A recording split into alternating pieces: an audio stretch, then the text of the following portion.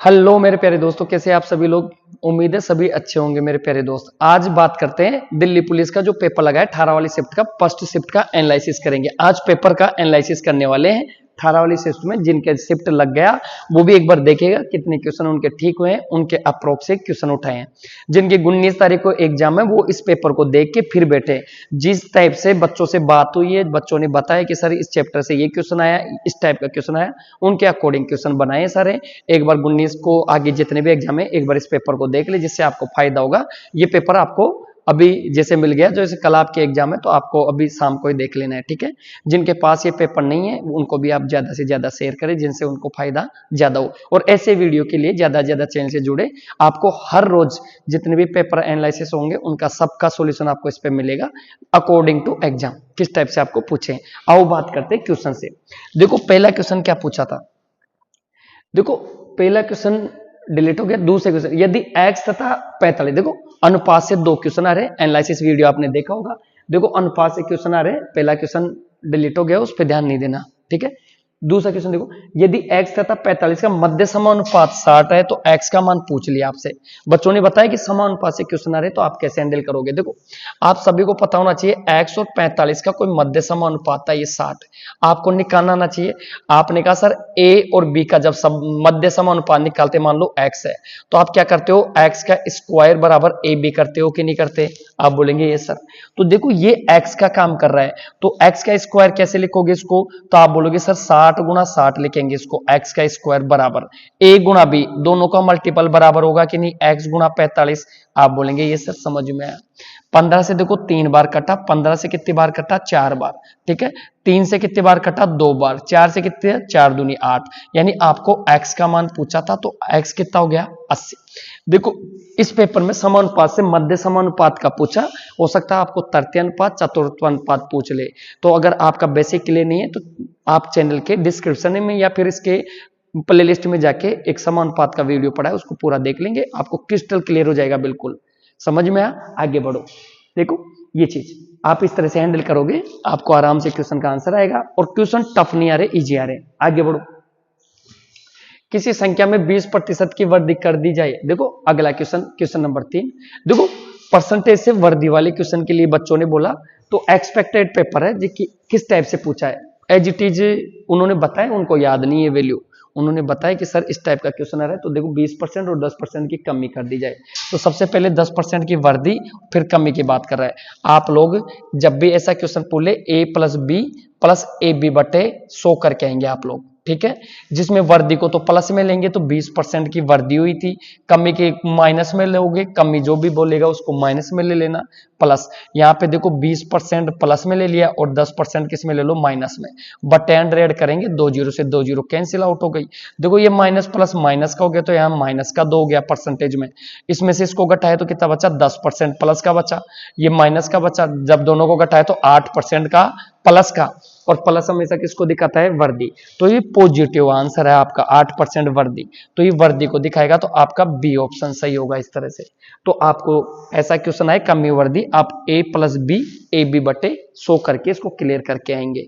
तो बच्चों ने कहा सर कमी और वृद्धि का क्वेश्चन आ रहा है, उनको वैल्यू प्रॉपर याद नहीं थी, इस टाइप से सेट किया। आगे देखो, किसी व्यक्ति ने एक पुरानी टाइम मशीन 1200 रुपए में खरीदी। उन्होंने कहा प्रॉफिट एंड लॉस से भी क्वेश्चन आ रहा है सर। मैन्युफैक्चरिंग का आ रहा है जिसमें कोई चीज खराब हो जाए और उस पर थोड़ा खर्चा करके फिर बेचे। देखो ये क्वेश्चन एक बार उसी टाइप का है, एक बार टाइपों को समझ लो, इस टाइप का दोबारा पूछ सकता है एग्जामिनर। आपको जरूर ये पेपर से बहुत फायदा होगा, ठीक है। उम्मीद करें, यकीन करें कि इससे बहुत फायदा होगा। एक बार देखो, एक मशीन को एक बार देखो पूरा पेपर, और फिर एग्जाम में जाने के बाद कमेंट करके कमेंट बॉक्स में लिखो कि कितना फायदा हुआ आपको। किसी व्यक्ति ने एक पुरानी टाइम मशीन कितने में खरीदी, 1200 रुपए में। तो ये इसका 1200 रुपए खरीदा हुआ मूल्य था, परचेजिंग वैल्यू। उन्होंने इसका 1200 रुपए चुकाया, उसके बाद उन्होंने इस पे मरम्मत पे खर्च किया तो 200 रुपए और एडिशन खर्चा कर दिया। 1200 में 200 रुपए खर्च करेगा तो बताओ आप लोग 1400 रुपए को उसको पड़ेगी कि नहीं। तो ये कॉस्ट प्राइस 1400 रुपए बोलेगा, 1200 रुपए खरीद के 200 रुपए मरम्मत में लगाए। उन्होंने इसके बाद कितने में बेच दी, 1680।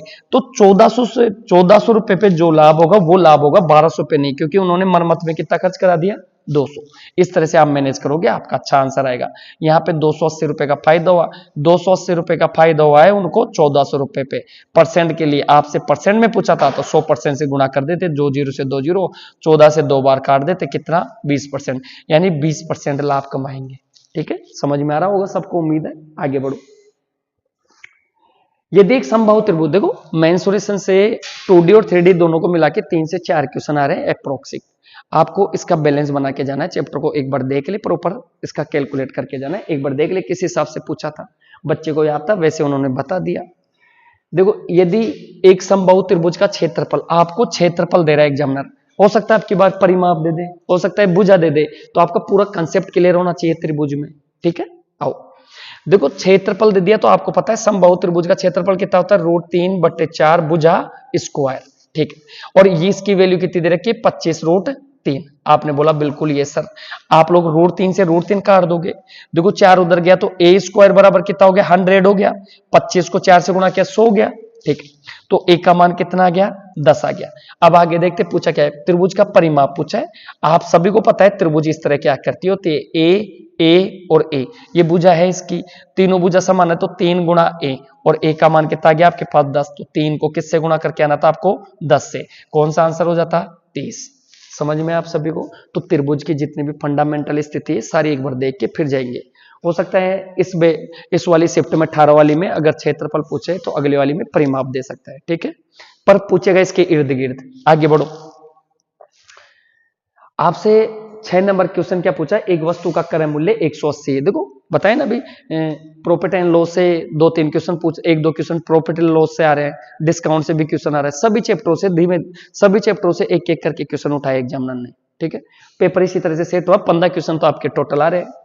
देखो एक वस्तु का क्रय मूल्य 180 है, 10% छूट देने के बाद 10% लाभ हो, इसके लिए वस्तु का बाजार मूल्य, आपसे एमआरपी पूछ रहा है एग्जामिनर।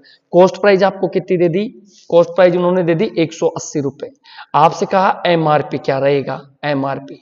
ठीक है, एमआरपी के लिए आप लोग सबसे पहले बोलेंगे सर एमआरपी का और सीपी का रेशियो भी निकाल सकता हूं, तो सीपी बटे, देखो सीपी बटे एमआरपी भी कर सकते हैं आप लोग।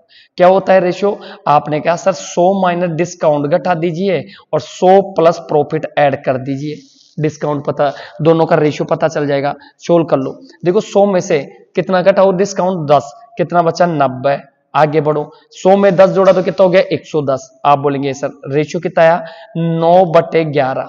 कॉस्ट प्राइस अगर 9 रुपए, 9 रुपए की वैल्यू कितनी दे रखी है 180, कितना गुना होके गई है 20 गुना, तो आप 20 को किससे गुणा करके आते हैं 20 से, कितना होगा 220, जो कि कौन सा आंसर सही है, सी ऑप्शन। आपको ये चीज पता होनी चाहिए, कॉस्ट प्राइस और एमआरपी का जो रेशियो होता है 100 माइनस डिस्काउंट, डी का मतलब क्या है डिस्काउंट, 100 प्लस प्रॉफिट है, ये आपको लगा के आना है। ठीक है, ये चीज और भी चीज कर सकते हो आप लोग, अगर कोई चाहता है सर ये चीज मेरे को याद नहीं रहेगी एग्जाम टाइम पे, तो आप लोग क्या करेंगे, एक बार इधर देख ले हल्का सा, 180 रुपए की अगर कोई भी आपकी वैल्यू की चीज है तो आपने कितना रुपए चुकाया उसके लिए 180 रुपए, आपको लाभ कितना चाहिए 10%, तो 110 के बराबर चाहिए, तो ये इतने की चाहिए, फिर भी उस पर डिस्काउंट कितना दोगे 10%, तो वो चीज 90% के बराबर रहेगी आपकी, किसके बराबर रहेगी 90%। इस तरह से आप निकालोगे तो भी आपका क्या निकल जाएगा एमआरपी। समझ पा रहे होंगे, परसेंट से परसेंट गया, 0 से 0 काट लेते, 9 से काट लेते, 20 बार इसको गुणा करेंगे तो फिर 220। समझ में आप सभी को, तो उम्मीद है आपको समझ में आया होगा। ऐसे क्वेश्चनों पे आपकी कमांड अच्छी होनी चाहिए। ठीक है, आगे बढ़ते हैं, एक बार देख लो, ये स्क्रीनशॉट ले लो, आगे बढ़ते हैं। देखो ये त्रिज्याखंड से, त्रिज्याखंड का क्वेश्चन आ रहा है सर्किल में से, सर्किल का आपको पूरा कंसेप्ट क्लियर होना चाहिए। आपको पता है इसकी परिधि 2πr होती है, क्षेत्रफल πr² होता है, त्रिज्याखंड के लिए πr² थीटा होता है, नहीं समझे एक बार समझो। देखो आपको 21 सेमी त्रिज्या वाले एक त्रिज्याखंड का क्षेत्रफल निकालने के लिए बोला। आप सभी को पता होना चाहिए एक सर्किल होता है, सर्किल के अंदर इस तरह का सेगमेंट क्या होता है, सेगमेंट को क्या बोलते हैं त्रिज्याखंड बोलते हैं। इस तरह से बनाएगी आकृति होती है, त्रिज्याओं का खंड होता है, तो ये भी 21 और ये भी कितना है 21। आप लोगों को ये कोण कितना दे दिया 60 डिग्री, और आपसे पूछा इसका पूरे का क्षेत्रफल एरिया। जब आप लोग इसका एरिया निकालोगे तो क्या होगा πr² थीटा बटा 360 आप करके आएंगे। समझ में आ रहा है आप सभी को? त्रिज्या खंड का क्षेत्रफल अगर आपसे पूछ ले इस पूरे का तो पाई आर स्क्वायर थीटा 360 करोगे। और आपसे अगर ये लाइन पूछ ले जीवा, समझ में आया? ये वाली कोड पूछ ले, आप कोड नहीं, ये वाला जो जीवा का ये बनाया हुआ जीवा पूछ ले, तो आप क्या लगा के आओगे? आप लगा के आओगे 2 पाई आर थीटा बटे 360। ये दोनों चीज पता होनी चाहिए। अगर इन वाले छात्रों को अगर क्षेत्रफल पूछा है तो हो सकता है आपको इसकी लंबाई पूछ ले, ठीक है ना? इसकी लंबाई पूछ ले। आओ कर लेते हैं। देखो पाई की वैल्यू 22/7 रख दोगे आप लोग। आर कितना दे रखा है? 21, तो 21 गुणा 21 कर लेंगे आप लोग। थीटा कितना दे रखा है? 60, 60 बटे कितना दे दिया? 360। देखो 0 से 0 गया, 6 से कितनी बार कट रहा है? 6 बार। देखो 2 से 11 बार कट रहा है, 2 से कितनी बार कट रहा है? 3 बार। 3 से 7 बार कट रहा है, 7 से इसको कटा पूरा। आप लोग देखिए 21 गुणा 11 करके आना था। 11 को 1, 11 दूना 22 1 23, कितना गया? 231। कौन सा ऑप्शन सही था? बी। समझ पाए आप लोग? एक बार स्क्रीनशॉट लो, आगे बढ़ते हैं। अगर आपको यहाँ पे त्रिज्या खंड का क्षेत्रफल पूछा तो पाई आर स्क्वायर थीटा, अगर इसकी चाप की लंबाई क्या होता है? ये चाप होता है, आर्क। चाप की लंबाई पूछ लेता तो 2 पाई आर थीटा, ठीक है ना? जीवा तो ये होती है पूरी, जीवा तो यूं मिलाई हुई पूरी ये होती है जीवा। ये क्या होती है? चाप की लंबाई। चाप की लंबाई पूछे तो ये चाप की लंबाई के लिए क्या लगा क्या होगे? चाप की लंबाई। समझ में आया? तो ये नोट कर लो, किसी को भी चाप की लंबाई पूछे तो 2 पाई आर थीटा बटा 360 लगाओगे।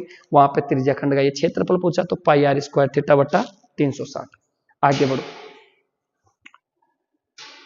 आगे देखो 8 नंबर का रेशियो से ए अनुपात बी, बी अनुपात सी, सी अनुपात डी देके ए बी सी डी का मान भी पूछ रहे हैं। तो आपको ये लिखना आना चाहिए बस। ये सबसे इजी पड़ेगा आप लोगों के लिए, और पेपर वैसे इजी आ रहा है। ए बी सी आपको पूछा, ए बी बी सी, बस ए बी सी का मान पूछा, जो मान पूछे उसको लिख लेना। डी पूछे तो डी भी लिख लेना आप लोग।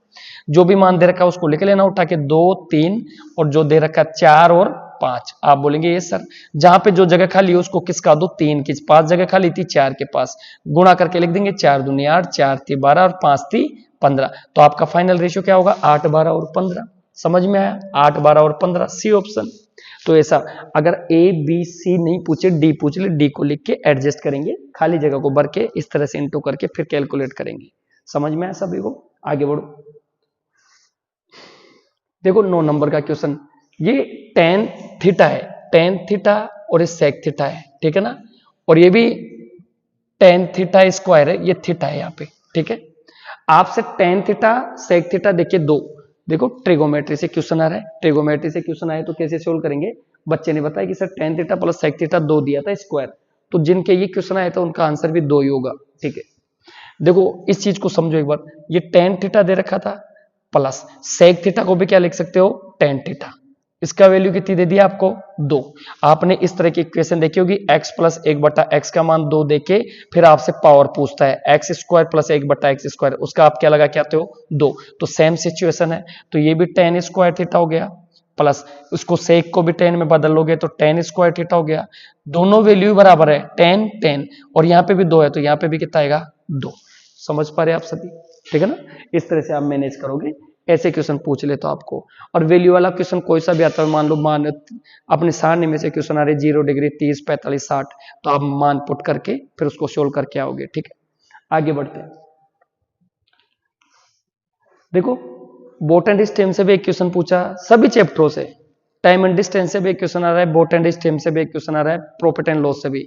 लेकिन ऐसा ही से क्वेश्चन नहीं आया पहली शिफ्ट में। आ भी सकता है, आपकी कमांड अच्छी होनी चाहिए, आ भी सकता है, लेकिन अभी आया नहीं आज के पेपर में। तो 19 वाले इस चीज के लिए तैयार है, क्या पता आपके आ जाए। एक बार इस पेपर को भी देख ले, जिससे आपको और ज्यादा मजबूती मिले। आगे बढ़ो। दो नाव ए बी दो अलग अलग जगहों से, देखो अलग अलग जगहों से आने की बात कर रहा था पेपर में। दो नाव अलग अलग जगहों से, ठीक है? ए बी दो अलग अलग जगह थी, ये ए नाम दिया और ये कौन सा नाम दिया? बी नाम। एक दूसरे की तरफ चलते हैं, दोनों जगह के बीच की दूरी 108 किलोमीटर थी। इन दोनों के बीच की दूरी कितनी दे दी? 108 किलोमीटर दे दी। शांत जल में नाव ए तथा नाव बी की चाल क्रम से 12, ये नाव थी, नाव का नाम है, और ये नाव बी थी। इसकी चाल दे दी कितनी? 12 किलोमीटर पर घंटा, ठीक है? और इसकी नाव कितनी दे दी? 15 किलोमीटर पर घंटा, ठीक है? आप बोलेंगे सर यदि ए धारा की दिशा में आगे बढ़ती है और बी धारा की विपरीत दिशा में प्रतिकूल, देखो ए तो धारा की दिशा में, मतलब नदी का जो फ्लो है वो इस तरह से बह रहा है, आप समझ पा रहे हैं, नदी इस तरह से बह रही है तो नदी का बहाव है इस तरह से, मान लेते हैं नदी की चाल है x किलोमीटर पर घंटा। तो मेरे को बताओ ये नाव इसके साथ जाएगी तो साथ जुड़ती हुई जाएगी, तो दोनों के चालों का क्या हो जाएगा 12 प्लस x हो जाएगा। ये नाव इधर आएगी तो ये कितनी हो जाएगी 15 माइनस x हो जाएगा। अगर मेरे को खुद बताओ दो नाव या दो गाड़ियां एक दूसरे की तरफ आ रही है तो दोनों की चालें क्या होती है, जुड़ जाती है, दोनों की चालें ऐड हो जाएंगी। तो बताओ x है तो x कट गया ना, तो नदी की चाल का कोई फर्क नहीं पड़ेगा। ऐसा जब भी क्वेश्चन आपको पूछे एग्जाम में तो आप बोलेंगे सर दोनों की चालों का फर्क पड़ेगा, दोनों की चाल इसकी कितनी थी 12, एक दूसरे पे चलने की तरफ दोनों की चालें क्या होती है, जुड़ जाती है। सापेक्ष चाल क्या होती है, जुड़ जाती है। दोनों को जोड़ के कितना हो गया ये 27, टोटल 27 की स्पीड से जा रहे हैं। 108 किलोमीटर को 27 की स्पीड से जाएंगे तो कितनी देर में जाएंगे, 4 घंटे में। कौन सा ऑप्शन सही था आपका, समझ में आया, बी ऑप्शन सही था। तो यहाँ क्यों साइलेंट हुई, समझ में आया आप सभी को, ठीक है। इस तरह से क्वेश्चन आए तो मैनेज करके आना है। बच्चों ने बोला कि सर एक दूसरे की तरफ चलने वाले नाव का क्वेश्चन था, तो एक्सपेक्टेड है कि हाँ ये ऐसा होगा, उनको फिक्स डेटा किसी को याद नहीं होता, ठीक है, थोड़ा बहुत डेटा बोला उन्होंने तो ऐसा क्वेश्चन, ठीक है। आगे बढ़ो, ये एक बार स्क्रीनशॉट ले लो। देखो इधर आगे क्वेश्चन नंबर 11 देखो, एक लड़का अपने घर से स्कूल 3 किमी प्रति घंटे, देखो स्कूल से घर से जाने और आने का स्पीड दे रखी थी और उन्होंने क्या पूछा था, फिक्स टाइम देके पूरा टाइम दे दिया और दूरी पूछ ली, दूरी निकालनी थी आपको। देखो एक व्यक्ति के लिए बोला गया, वो घर से जाता है तो 3 किलोमीटर पर घंटे की स्पीड से जाता है और दोबारा आता है तो किस स्पीड से आता है, 2 किलोमीटर पर घंटे की स्पीड से, ठीक है। 4 से लौटता है, यदि आने और जाने में कुल 5 घंटे, देखो चला भी गया आ भी गया, टोटल ओवरऑल टाइम कितना लगा है 5 घंटे, जाके आने में 5 घंटे लगे, ठीक है। तो स्कूल और उसके घर के बीच की दूरी पूछी थी आप लोगों से, ठीक है। आप मेरे को एक चीज बताएं, जब भी डिस्टेंस बराबर हो, डिस्टेंस बराबर हो, आप लोग क्या करेंगे, स्पीड जस्ट रेसिप्रोकल होती है किसका, टाइम का। आप लोग इस चीज को अप्लाई करो। आपने कहा सर स्पीड थी 3:2 में, तो टाइम का रेशियो जस्ट रिवर्स 2:3, दोनों की यूनिट कितनी आएगी 5, 5 की वैल्यू 5 घंटा है तो एक यूनिट कितने के बराबर, 1 घंटा, यानी ये 2 घंटा ही था और ये कितना था 3 घंटा। आप लोग समझ पाए, ठीक है। 3 की स्पीड से जा रहा है तो 6 हो गया, दोबारा फिर 2 की स्पीड से आया 3 घंटे तक तो ये भी 6 हो गया, 6 से टोटल दूरी तो पूछे तो 12, और आपसे ओनली दूरी पूछी थी बीच की, डिस्टेंस। आने जाने में तो 12 पूछेगा, अगर आपसे पूछे एक तरफा, ये तो आने और जाने, आया भी और गया भी, तो टोटल 12 लगाओगे, ऐसे कितनी आई है 6, तो एक तरफ जाने में 6 किलोमीटर था। कितना किलोमीटर था एक साइड, 6 किलो। आप लोग समझ पाए। तो आपको जब भी ऐसे दूरी पूछ ले, कोई आदमी गया उतना ही आया, तो आप बोलेंगे सर डिस्टेंस तो इक्वल होगी, तो स्पीड का रेशियो कैसे होगा, टाइम के रिवर्स होता है, आप जानते हैं।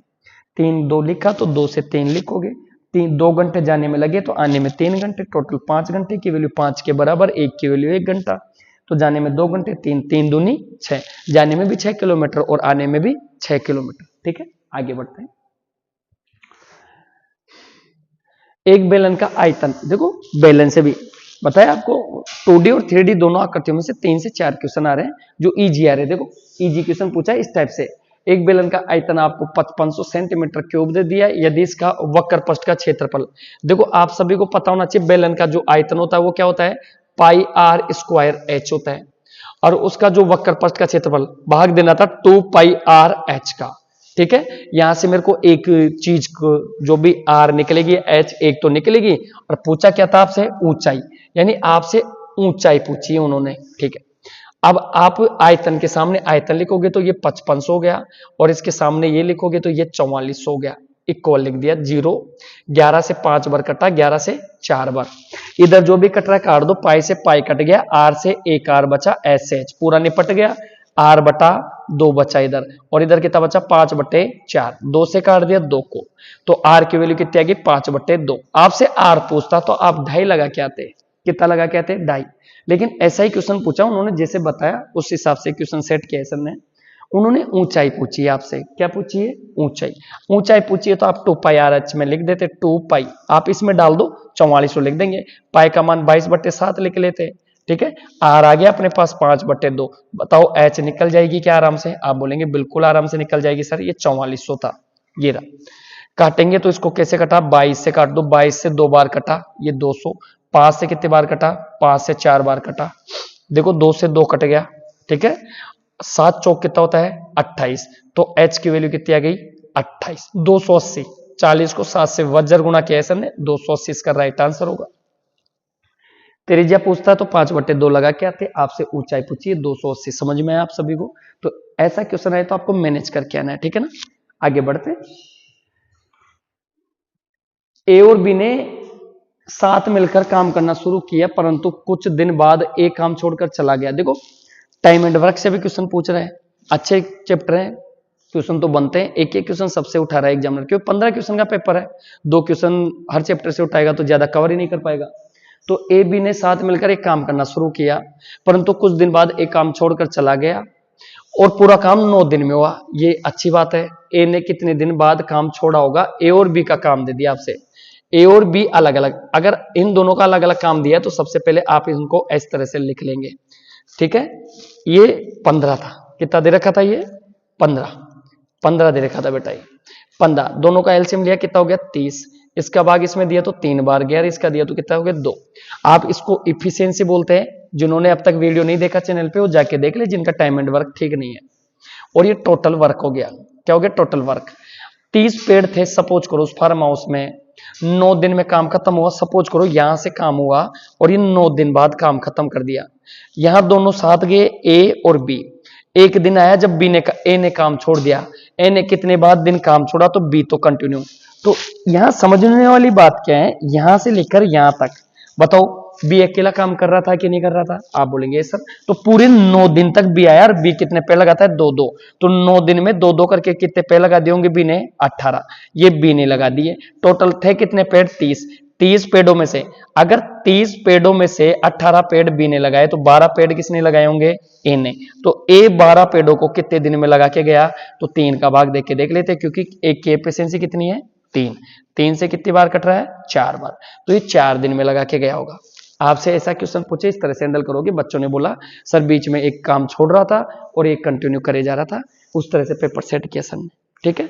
आपको बहुत अच्छा फायदा होगा, जिनकी 19 तारीख को एग्जाम है, 20 को ऐसे आगे एग्जाम है, वो एक बार पेपर को देख ले जिससे बहुत फायदा हो। और जिन बच्चों के पास चैनल नहीं है उनको ज्यादा से ज्यादा शेयर करें जिससे उनको भी फायदा मिले, ठीक है। आगे बढ़ते हैं, आओ आगे बढ़ते हैं। देखो पाइप एंड टंकी से भी क्वेश्चन आया, सभी से सभी चैप्टरों से क्वेश्चन आ रहे, बच्चे बोल रहे सर एज का क्वेश्चन नहीं मिला और एसआई का क्वेश्चन नहीं मिला, बाकी सभी से थोड़ा थोड़ा कहीं ना कहीं एक एक क्वेश्चन देखने को दिख रहा है। एक टंकी को 9 घंटे में भरा जा सकता है, लेकिन एक रिसाव के कारण इसे एक टंकी इसमें 1 घंटा अधिक समय लगता है। देखो आप मेरे को बताइए, एक पाइप ए था वो कहीं टंकी को 9 घंटे में भरता था, लेकिन उसमें रिसाव रहने के कारण, तो रिसाव बी है माइनस का, तो 1 घंटा ज्यादा लगने लग गया, यानी कितने घंटे लगने लग गए 10 घंटे। दोनों का एलसीएम कितना आया 90, 9 का भाग दिया तो 10 आया और 10 का भाग दिया तो 9 आया। आप बोलेंगे सर समय लगता है, यदि टंकी पूरा भरा हुआ है तो रिसाव की वजह से यह कितने, तो आपने कहा सर जो भरने वाला पाइप वो 10 लीटर डालता है और खाली करने वाला पाइप पता नहीं है मेरे को, लेकिन मेरे को पता चला रिसाव होने के कारण टैंक में 9 लीटर ही बचता है। तो आपने बोला सर ये 10 लीटर डालता था, ये 1 लीटर बाहर फेंक रहा होगा तभी तो 9 बच रहा होगा, तो खाली करने वाले की एफिशिएंसी क्या आ गई 1 लीटर। टोटल 90 लीटर के टैंक को 1-1 लीटर करके कितनी देर में खाली कर सकता है ये 90 घंटे में, जो कि कौन सा ऑप्शन सही है सी। समझ पा रहे हैं आप, ऐसा है तो ऐसे करेंगे, ठीक है ना। ज्यादा टफ पेपर नहीं आ रहा, कैलकुलेशन ज्यादा है नहीं, बच्चे बोल रहे पॉइंट में ज्यादा क्वेश्चन आ रहा नहीं, अप्रोक्सिमेट वैल्यू जब कम आ रही है इस तरह से आप करोगे तो आराम से इजी वे में हो जाएगा। आगे बढ़ो, देखो एलसीएम एचसीएफ से क्वेश्चन देखने को मिला है। उन्होंने बोला सर 2 संख्याएं दे दी, उनका गुण और एलसीएम एचसीएफ दे दिया था और एक संख्या दे दी, दूसरी संख्या पूछी थी। जब भी आपको ऐसा क्वेश्चन पूछे ये चीज आप नोट डाउन कर लेंगे, हमेशा याद रखो एलसीएम गुणा एचसीएफ इन दोनों का मल्टीपल हमेशा आप करके आएंगे दोनों संख्याओं के मल्टीपल के बराबर। अब जो संख्या दे रखी है उठा के रखेंगे, एलसीएम आपको दे रखा था 330, एचसीएफ आपको दे रखा था 11 बराबर 110, एक संख्या दे रखी थी, दूसरे अपने आप निकाल लोगे। देखो 0 से तो 0 काट दिया, 11 नीचे आएगा तो ये 11 से ये 11 कट गया, तो दूसरी संख्या कितनी आ गई, बी का मान कितना गया 33। आप बोलेंगे ये सर समझ में आया होगा।